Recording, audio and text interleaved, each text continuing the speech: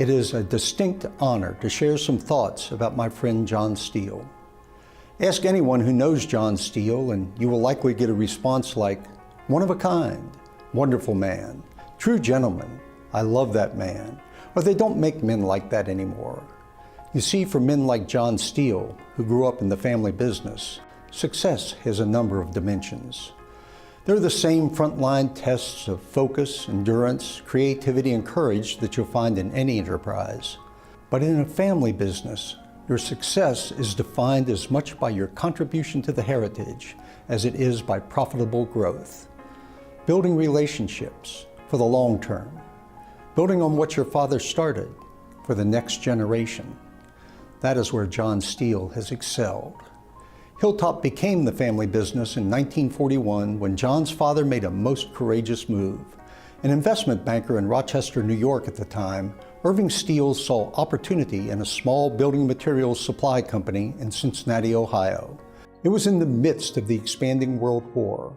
Not a time of great economic stability, but Irving bought the company, packed up the Steele family, and moved to Cincinnati. John was a junior in high school at the time, yet he understood how bold this move was. John watched closely as his father expanded the business. First from Dartmouth, where, after his freshman year, his academic studies were interrupted by a period of military service, during which John piloted TBM Avengers from aircraft carriers in the Pacific. Maintaining complete radio silence, he'd have to drop out of the clouds on a moonless night, hoping that carrier was still there, and then attempt to land his plane on a pitching deck in 10 to 15-foot swells. That's not easy to do, and he did it more than 40 times at night and countless times during the day, while trying to protect his carrier group from submarines floating around the Pacific Ocean. Then, upon graduation from Dartmouth in 1948, John joined the family business, taking charge of fleet maintenance for the company. In 1950, John married Dorothy Conroy and relocated to Dayton to establish the company's presence in that market.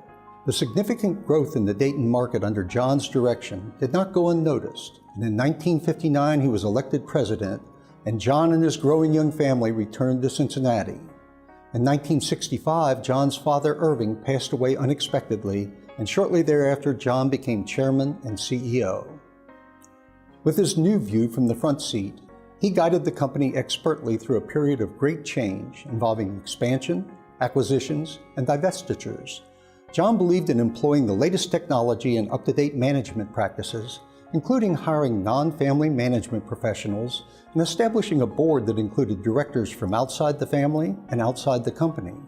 By the mid-70s, Hilltop had become the largest ready-mix concrete producer in the state of Ohio and one of the largest sand and gravel mining companies in the region.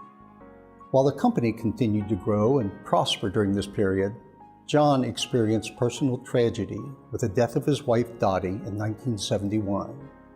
John would later marry Leila Emery. In the mid-80s, Hilltop was repositioned and sharply focused on producing quality aggregates for the construction industry and producing ready-mixed concrete, primarily for commercial and industrial applications in the Cincinnati area. Ever since, Hilltop has been a steady partner as the region has grown and evolved. Wherever you look across our community, you will see the company's work.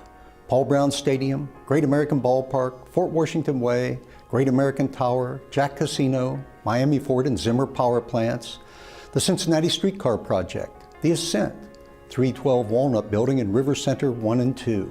And then there's the I-471 Bridge, the Central Street Bridge, the University of Cincinnati Molecular Studies Building, and Cincinnati and Covington riverfront developments. Throughout his 7 decades in business, John's expertise has been in high demand inside and outside of Hilltop.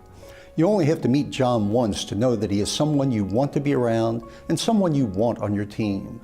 It's why John has served in leadership roles on numerous boards over the years, from national and regional industry associations to community organizations, including the Cincinnati Museum Association, the Salvation Army of Greater Cincinnati, the Art Academy of Cincinnati, the Boys and Girls Clubs of Greater Cincinnati, and the Cincinnati Art Museum, to private institutions including the Spring Grove Cemetery and Arboretum, Cincinnati Equitable Insurance Company, and Gradison McDonald Financial Services, just to name a few. It is why John continues to be active today, serving on the Board of Advisors of the University of Cincinnati College of Nursing and as an active member of the Commonwealth Club and the Optimist Club. It's why the Greater Cincinnati Salvation Army recognized his contributions with the prestigious William Booth Award in 1989. It's why his industry peers recognized him in 1998 with the Spirit of Construction Award for Lifetime Achievement. And it's why the Boy Scouts of America recognized John as the honoree at the Eagle Scouts Council of Honor in 2015. In 1995, this brilliant steward of a heritage now 75 years long guided the transition of a strong company to the third generation of Steele family ownership, his son John Steele Jr. In 2004, John became vice chairman, but make no mistake, John continues his avid interest in the family business as it dominates its market that now spreads over 4 states. I've been working in the business for about 35 years with my father. It's been a family business. We're into our 4th generation with my son coming along. My father has been here since his graduation from college, and it's a real honor and pleasure for me to have been able to work for him or with him for 35 years. That's one of the benefits of a family-owned business.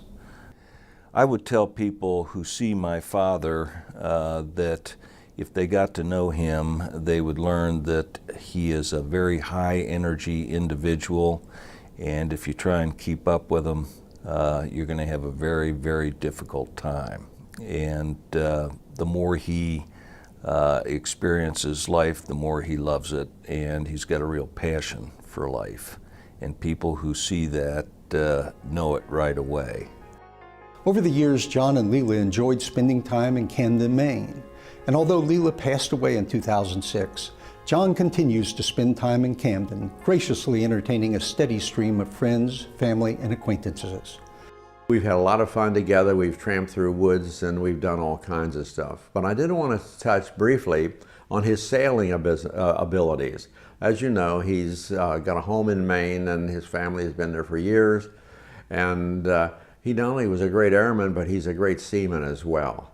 And I remember one morning we were going over to an island out in the middle of the bay, and the place was fogged in, and they called it a smack-in-your-face fog. And I said, well, John, we can't go today. And he said, why not? And I said, the fog? He says, don't worry about it. You just watch for the lobster pots that don't hit them. I can find my way. And boy, he went out into that fog, and I didn't know if we were a survivor or not, but he was really the navigator, and it was a great thing. Decades of knowledge and experience have made Hilltop the preferred choice for engineers, architects, and contractors building in Ohio, Kentucky, Indiana, and West Virginia. It's a no-nonsense industry where hard work, reliable performance, long-term trust relationships, and superior products at a fair price are the marks of a leader. A leader like my friend, John Steele.